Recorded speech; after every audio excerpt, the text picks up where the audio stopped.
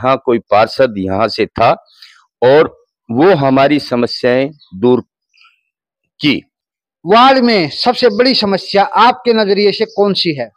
फिलहाल तो ये शिविर वाली है। ये सबसे बड़ी समस्या थी, तारों की ज्यादा थी जी।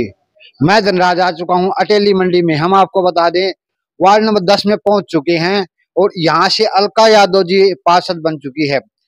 तो इन हमारे साथ महिपाल यादव जी जुड़ चुके हैं। हम आपको बताना चाहेंगे जो इनकी पुत्रवधू अलका यादव यहाँ से पार्षद है और महिपाल जी हैं वो एक प्रतिनिधि के तौर पर भूमिका निभा रहे हैं।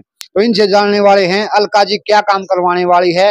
अब यहाँ से पार्षद बन चुकी है तो लोगों की समस्याओं को लेकर क्या कुछ आवाज उठाने वाली है। नमस्कार। नमस्कार जी। आपका शुभ नाम जी? सुंदरलाल।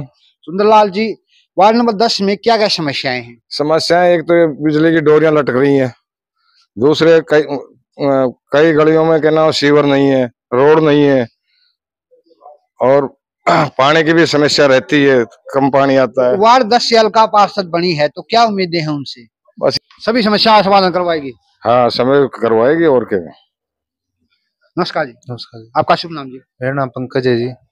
पंकज जी, वार्ड 10 में सबसे बड़ी समस्या क्या है आज के दिन? सबसे बड़ी समस्या थी, तारों की ज्यादा थी। जैसे मान लो कोई व्हीकल निकलता था ना तो तार वगैरह यानी ये उस पर टच करते थे, उससे भी दिक्कत होती थी। ठीक है, इसके अलावा थोड़ी जैसे अड़ोस पड़ोस में ये रोड वगैरह तो टूटे फुट्टे से पड़े हुए थे, तो हमें इस चीज की भी आस है कि ये चीज भी और अच्छी होंगी। ठीक है, और यहाँ से अलका यादव पार्षद है तो उनसे कितनी उम्मीदें लगा रहे हो जो आपके वार्ड की जो समस्याएं हैं सभी समस्याओं का समाधान करवाएगी? जी जी जरूर करवाएंगे। पूरे वार्ड को चमका देगी? जरूर जरूर, पूरी उम्मीद है? पूरी उम्मीद है जी। वार्ड में सबसे बड़ी समस्या आपके नजरिए से कौन सी है? फिलहाल तो ये शिविर वाली है। ये कि भाई इनको इनकी गणपुत्र वधु को प्रचंड बहुमत से ही यहाँ से पार्षद बनाया गया है और हमें कि भाई पूरी सरकार दी रात को भी हमें कोई काम होगा तो वो भैया खड़ा हमारे साथ रहते हैं। तो जैसा कि तस्वीरों में देख पा रहे हो पूरे वार्ड 10 में जिस शख्स की चर्चा चली हुई है वो शख्स महिपाल यादव हमारे साथ जुड़ चुके हैं। हम आपको बता दें प्रतिनिधि के तौर पर भूमिका निभा रहे हैं और पार्षद बनने से पहले ही जिस प्रकार भाई साहब ने बताया कि पार्षद बनने से पहले ही बहुत से ऐसे काम हैं जो इन्होंने करवा दिए। अब ये पार्षद बन चुके हैं, इन पर दायित्व तो ज्यादा बढ़ चुका है और अभी भी लोगों की दिन रात सेवा करते रहते हैं। तो इनसे जानने वाले हैं अब वार्ड की जो समस्याएं हैं उनका समाधान किस प्रकार करवाने जा रहे हैं। नमस्कार महिपाल जी। नमस्कार जी। सबसे पहले तो मैं आपके इस चैनल के माध्यम से मैं पूरे वार्ड को धन्यवाद देना चाहता हूं और आपके चैनल को धन्यवाद देना चाहता हूं कि आप लोगों ने मेरे साथ में इतना सहयोग किया है और इस सहयोग को आगे बढ़ाने के लिए मैं सभी से गुजारिश करूंगा कि सभी जैसे मेरे साथ में पहले थे वैसे ही वो सहयोग करें। और मैं चाहता हूं कि वार्ड जो है हमारी अटेली के अंदर पहले नंबर पर आए। कुछ समस्याएं हैं जैसे माइनर वर्क है वो हमने रेज कर रखा है, टूटा फूटा है, रोड टूटा हुआ है, नाले टूटे हुए हैं, इनकी रिपेयरिंग के लिए मैंने पहले से एक्शन ले रखा है, वो काम चालू है। कुछ रोड, सीवरेज और पानी की लाइनें वो हमको नई डालनी है, उनके लिए भी मैंने जो है अपने पेपर वर्क की वजह से पूरा जन स्वास्थ्य विभाग को लेटर लिख दिया है और भगवान चाहे तो अभी बजट जो आएगा तो उसमें वो कार्य भी पूरा हो जाएगा।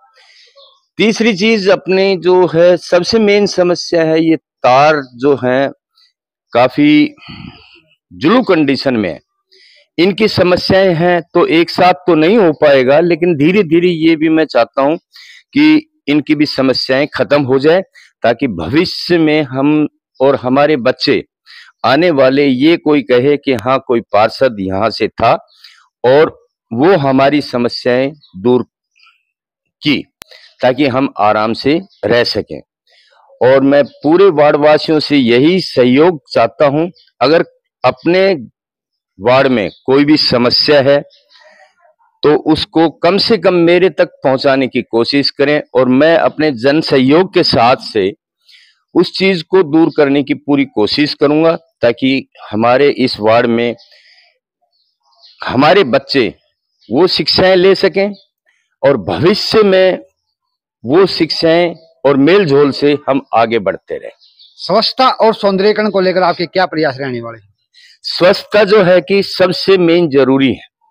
अगर हम अपने आसपास भी स्वच्छता रखेंगे तो हमारे बच्चों के लिए बीमारियां एक तो कम होंगी, और बीमारियां कम होंगी तो हम वैसे भी स्वस्थ रहेंगे। मैं बाहर जो है कि इंग्लैंड में रह के आया हूं, वहां जो है कि हमसे वो बहुत आगे चल रहे हैं स्वच्छता के बारे में। अगर वो कहीं पर भी रोड पे कचरा भी नजर आता है तो वो सेम टाइम अपने आप इंडिविजुअल वो उठा करके उस कचरे को डस्टबिन में डालते हैं। तो मैं सभी से यही गुजारिश करूंगा कि जैसे स्वच्छता के हिसाब से अगर हमको कहीं पर भी कोई गंदा दिखाई देता है तो हम उसको क्लीन करने के लिए, ताकि हमारे बच्चे उस चीज से साफ और सुथरे रह सकें और वो प्रशिक्षण ले सकें, ताकि भाई हमको भी अपने बच्चों को ये चीजें आगे चल करके सिखानी है। यहाँ का सिस्टम और जहाँ आप गए थे विदेश में, वहाँ का सिस्टम में क्या डिफरेंस देखने को मिले?